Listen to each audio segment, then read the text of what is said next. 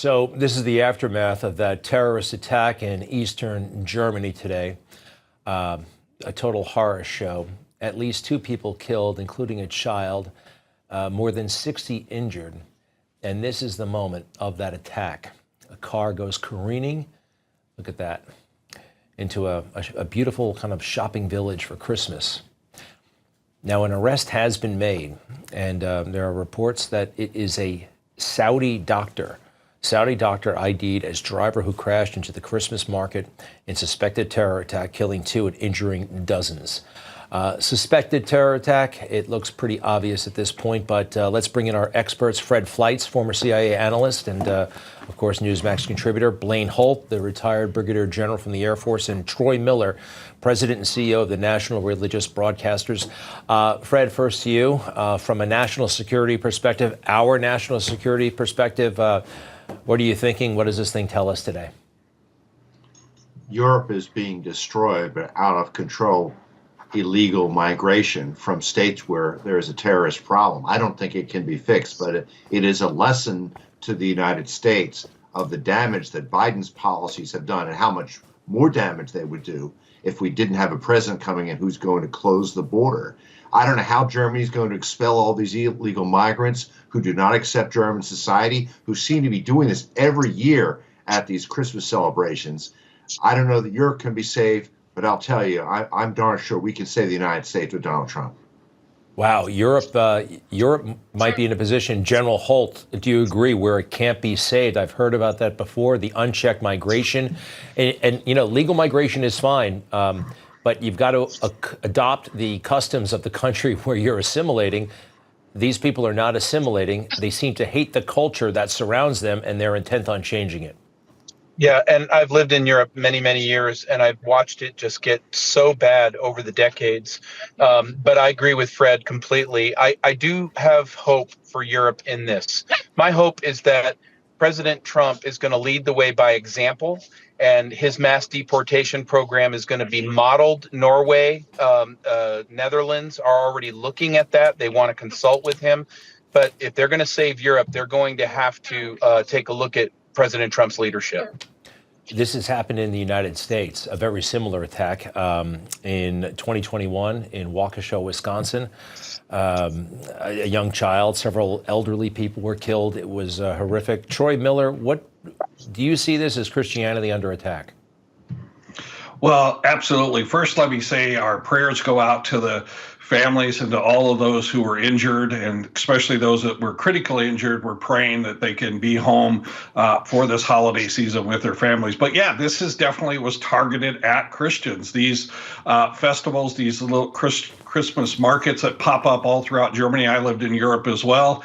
They're well known, and this attack happened in the past. I think we're going to see more of this. And what is it about, I mean, Muslim extremists, Islamic extremists, they seem to happen, Fred Fleitz, they hold a real grudge. They're at war with Christianity. They call them cross worshippers. And that's a very bad thing, according to Muslim extremists. You know, most Muslims don't feel this way, but there are the Islamist supremacists who want to destroy not just Christianity, but forms of Islam that disagree with theirs. And when you tolerate clerics in mosques that preach this hate, this is what happens. So it isn't simply deporting illegal migrants from nations where there are terrorists or other illegal migrants who shouldn't be there. But if you tolerate these clerics who are stirring up this violence, which is going on in Germany, it's definitely going on in the UK, this is what happens. And as we look at the aftermath again, I must say the security forces there worked very quickly, it seemed to me. It's deserted there now, but they apprehended the driver almost immediately. Give me a sense, Blaine Holt, we know about the policies of the government letting all these people in. That was a mistake. But what about their actual police and anti-terror forces? Are they good? Oh, in Germany, they're the best. They're so good at what they do.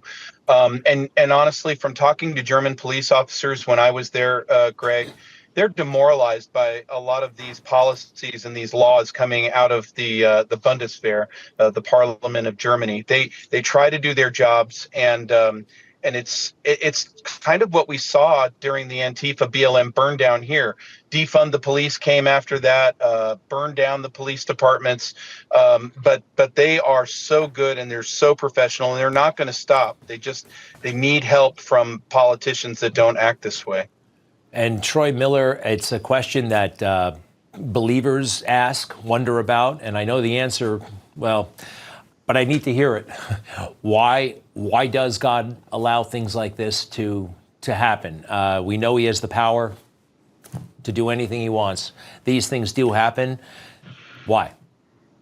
Yeah, we know that we live in, in Christian theology, we live in a fallen world. We live in a world where people make bad choices and there are evil people, but we know God has given us a free will. God doesn't want us to be a bunch of puppets. He's also given us the ability to self-govern and to really be able to handle these things. The scripture talks about the purpose of government. The purpose of government is to punish those and prevent evil from happening. That's God's extension here. So we wonder why God lets these things happen. We know he has the power, but at the same time, we don't want to follow him. So it's kind of a two-edged sword here. On one side, we say, why doesn't God stop this? On the other side, we don't really follow God. And look, God's given us the ability to do this. And I agree with your other two guests there. This is really a result of the bad policies that have gone on around the world. We had a chance to stop this. And Fred, is this the sign of something to come? I mean, like before Osama bin Laden hit the World Trade Center, there was a terror attack just before. Do you think this bodes of a series of planned attacks that something bigger could be coming? Is this in synchronicity with anything larger?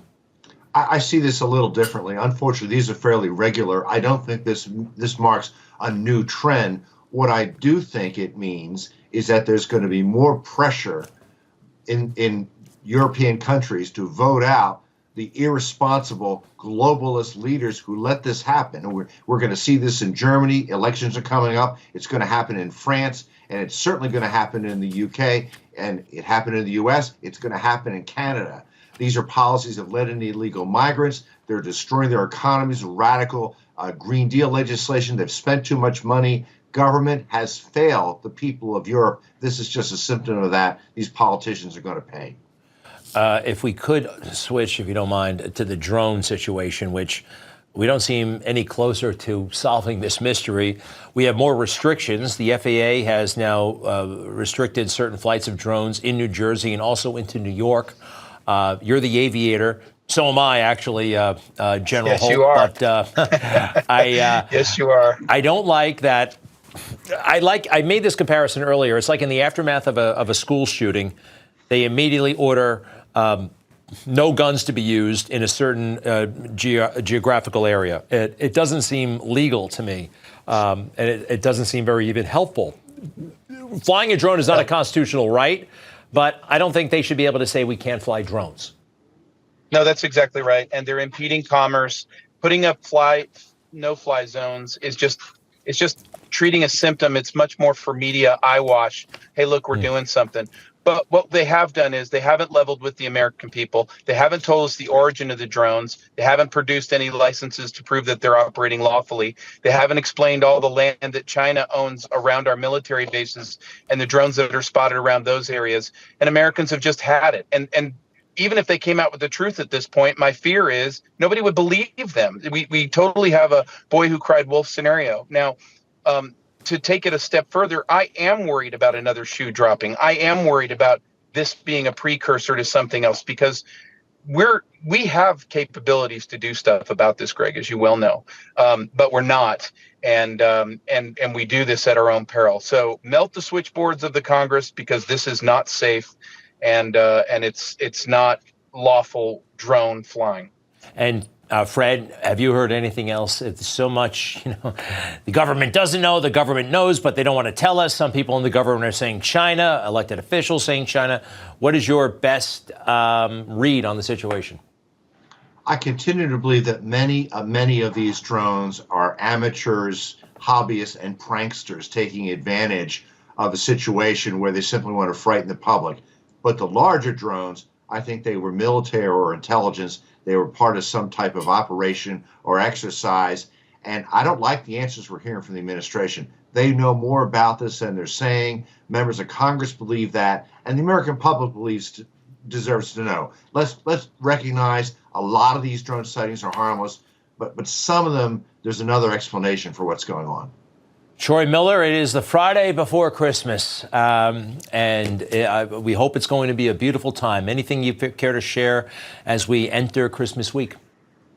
Yeah, you're right. It's a time of hope and a time of peace and a time for families to get together. This is the celebration. You know, Christmas means Christ Mass, the celebration of the birth of Christ, God's anointed, the Savior of the world. And so I just want to wish everybody a Merry Christmas and with your families, and to not forget in all this commercialization what this season is about. For God so loved the world that he gave his one and only begotten Son, that those who would believe in him would be saved. Very beautiful. And from me, you know, it's going to be a light week. A couple of years ago, somebody gave me a Bible. I thought, what made you such a church lady? I was kind of like taken aback.